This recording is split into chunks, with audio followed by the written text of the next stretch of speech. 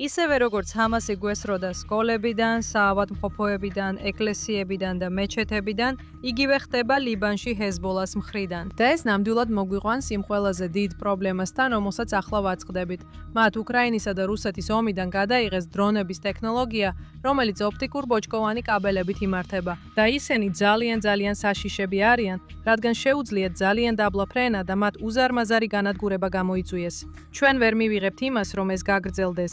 ისინი ყველაზე მნიშვნელოვანი, ნამდვილად საკვანძო ელემენტია ირანის მთელი სტრატეგიისთვის, რომელიც მიზნად ისახავს ახლო აღმოსავლეთის დომინირებას. ეს ნამდვილად მოგვიყვანს იმ ყველაზე დიდ პრობლემასთან, რომელსაც ახლა ვაწყდებით, და ეს არის ეს დრონების ტექნოლოგია. მათ კამერა აქვთ მიმაგრებული ამ ოპტიკურ ბოჭკოვან კაბელებზე, რომლებიც 10 კილომეტრის სიგრძისაა და მათ შეუძლიათ იყიდონ ისინი იცით AliExpress-ზე ან სხვაგან.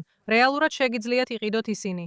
და ისინი ამაგრებენ მათ ამ დრონებზე, რომლებიც ასევე შეგიძლიათ ონლაინში იყიდოთ. შემდეგ კი ამ დრონებზე ამაგრებენ RPG-ებს. ეს ძალიან მართვადი ბომბივითაა, რადგან ოპერატორი, ჰეზბოლას ტერორისტი, რომელიც უკანა ხაზზეა, ყველაფერს ხედავს. თითქოს თავისი ეკრანიდან იმ მოწყობილობაზე მიმაგრებული კამერის მეშვეობით თავად ზის დრონზე. და ისინი ძალიან საშიშები არიან. მათ უზარმაზარი განადგურება გამოიწვიეს უკრაინაში.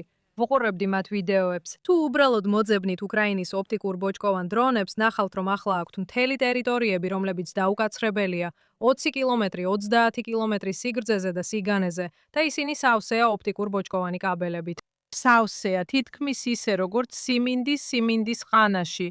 და ეს ძალიან შემაშფოთებელია, რადგან აშკარად ჩვენ ვერ დაუშვებთ ასეთ რამეს ისრაელში.